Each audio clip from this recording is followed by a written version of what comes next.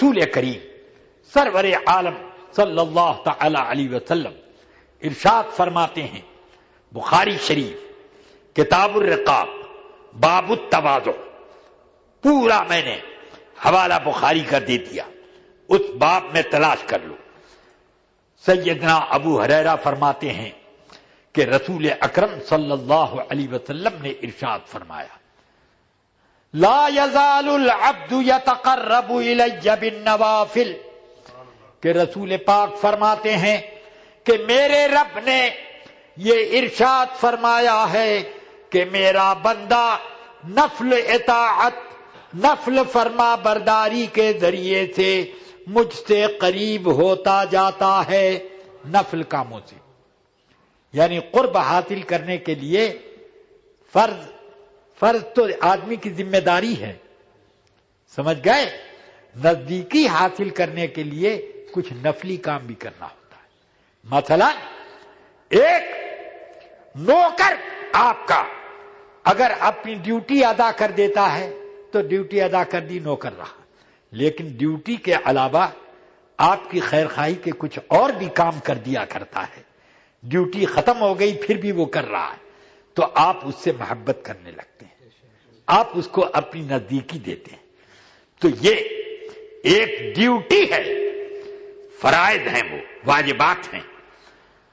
لا یزال العبد یتقرب الی بالنوافل، بندہ نفلی کاموں کو کر کر کے مجھ سے قریب ہوتا ہے، یعنی طاعات، ریاضات، مجاہدات کرتا ہے اور میری قرب میرا حاصل کرتا ہے، حتی احببتہ، یہاں تک کہ میں اسے محبوب بنا لیتا ہوں۔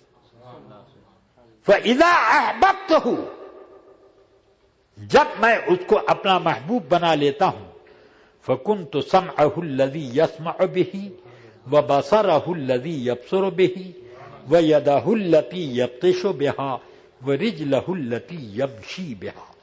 یہ بخاری شریف کی حدیث ہے کہ اللہ فرماتا ہے جب میں اس کو محبوب بنا لیتا ہوں تو میں اس کے کان ہو جاتا ہوں جس سے سنتا ہے، آنکھ ہو جاتا ہوں جس سے وہ دیکھتا ہے، ہاتھ ہو جاتا ہوں جس سے وہ پکڑتا کرتا ہے، پاؤں ہو جاتا ہوں جس سے وہ چلتا ہے۔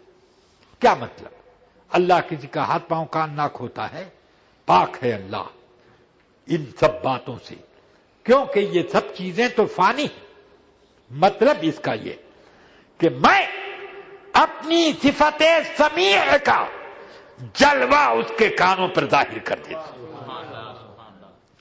میں اپنی صفت بصیر کا مظہر اس کی آنکھوں کو بنا دیتا ہوں، میں اپنی صفت گرفت کا ان بطش ربک لشدید، اب اس کے ہاتھ پر میں یہ ظاہر کر دیتا ہوں اس طرح پر۔ تو اس کا معنی یہ ہوا کہ اب اللہ تعالی ان کے لیے دور اور نزدیک اور کمزور اور طاقتور سب کا فرق مٹا دیتا ہے۔ اس لیے اب دیکھیں گے تو اندھیرے میں بھی دیکھیں گے، اجالے میں بھی، کیونکہ اب جلوہ رب سے دیکھ رہے ہیں، اور وہ سنیں گے تو اللہ کے جلوہ سمیع سے سنیں گے، اس لیے وہ قریب بھی سنیں گے، دور کی بھی سنیں گے، اور آہستہ بھی سنیں گے، بلند بھی سنیں گے، یہاں تک کہ دل کی دھڑکن بھی سنیں گے۔ اب گرفت کا بھی یہی حال، اور جب وہ پاؤں میں وہ قوت دے دی اللہ نے تو ایک آن میں کہاں سے کہاں گئے آئے۔ اور یہ صفت موسیٰ علیہ السلام کے لیے اس وقت جب تیہ میں تھے آپ تو آئے حضرت اسرائیل علیہ السلام، سلام کیا، السلام علیکم، وعلیکم السلام، کیسے آئے؟ کہیں کہ اللہ نے بھیجا ہے کہ آپ کی روح نکال لوں اگر آپ اجازت دے دیں۔ موسیٰ علیہ السلام نے کہا میں اللہ کا دین پھیلاتا ہوں، تو میری روح نکالنے آیا؟ مارا ایک، ان کی آنکھ پھوٹ گئی، وہ واپس آئے اللہ کی بارگاہ میں عرض کرتے ہیں یا رب ایسے بندے کے بعد بھیجا جو مرنا ہی نہیں چاہتا اور میری آنکھ پھوڑ دی. اللہ نے ان کی آنکھ درست کی. کہا پھر سے جاؤ اور جا کر ان سے زندگی کی بات کرو. آئے آ کر کہتے ہیں کہ اللہ نے مجھے بھیجا ہے کہ بیل کی پیٹھ پر ہاتھ رکھ دو, جتنے بال آپ کے ہاتھ کے نیچے آ جائیں گے اتنے سال آپ کی زندگی میں بڑھا دیں گے. تو موسیٰ علیہ السلام اللہ سے عرض کرتے ہیں اے اللہ اب اتنے سال گزر جائیں گے تب کیا ہوگا؟ تو اللہ نے فرمایا موت آئے گی. کہ اے اللہ مرنا ہی پڑے گا. اس کا مطلب یہ ہے کہ انبیاء کرام محبوبیت کے اس درجے پر فائز ہیں کہ اللہ تعالی ان کی رضا فرماتا ہے. ہاں یہ اللہ مرنا پڑے گا. ہاں تو جب مرنا ہی ہے تو اتنے دنوں کے بعد مرنا اور آج مرنے میں فرق کیا ہے؟ یا رب قربنی من البیت المقدس, اے اللہ اب مجھے بیت المقدس پہنچا دے, میں وہیں مرنا چاہتا ہوں. ذرا سوچئے, وہ موت لے کر آئے تو انکار کر دیا, اور اب جب زندگی لے کر آئے تو بھی انکار کر دیا کہ جتنے بال آپ کے ہاتھ کے نیچے اتنے سال زندگی بڑھ جائے گی, تو وہ بھی انکار کر دیا. یعنی یہ بتایا کہ ملک الموت تمہارے کہنے سے نہ مریں گے, تمہارے کہنے سے نہ جیئیں گے. ہاں مریں گے تو اپنی مرضی سے, جیئیں گے تو اپنی مرضی سے. اے اللہ مجھے بیت المقدس پہنچا دے. تو حدیث شریف میں رسول پاک فرماتے ہیں کہ موسیٰ علیہ السلام نے ایک دو قدم اٹھائے بیت المقدس پہنچ گئے. زمین گویا کہ سمٹ گئی.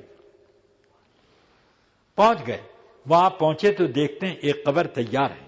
پوچھتے ہیں لمن ھذا, کس کی قبر ہے؟ کہ جو پسند کر لے اس کی ہے. فرشتوں نے قبر تیار کر کے رکھی تھی کہ جو پسند کر لے اس کی. کہ ٹھہرو تب میں پسند کر لوں تو کہ ہاں تب آپ کی ہے. کہ رکو ابھی میں ذرا لیٹ کر دیکھ لوں میرے سائز کی ہے کہ نہیں. لیٹے کہ ہاں بالکل سائز کی ہے. اب فرماتے ہیں بلاؤ اسرائیل کو, میری روح نکالیں. روح نکالی گئی, فرشتوں نے وہیں دفن کر دیا. اس لیے کسی کو پتا نہیں کہ موسیٰ علیہ السلام کی قبر کہاں ہے. حضور فرماتے ہیں میں وہاں پہنچوں تو میں دکھا دوں گا تم کو کہ کس جگہ ہے. تو اب یہ مجھے بتانا ہے کہ زمین سمیٹ کر کے مختصر کر دی گئی موسیٰ علیہ السلام کے لیے, ان کے صدقے میں اولیاء کرام کے لیے بھی سمیٹ دیا جاتا. کتنی مرتبہ ایسا ہوا. حضرت شیخ محقق مولانا عبدالحق محدث دہلوی رحمۃ اللہ علیہ دہلی میں رہتے تھے.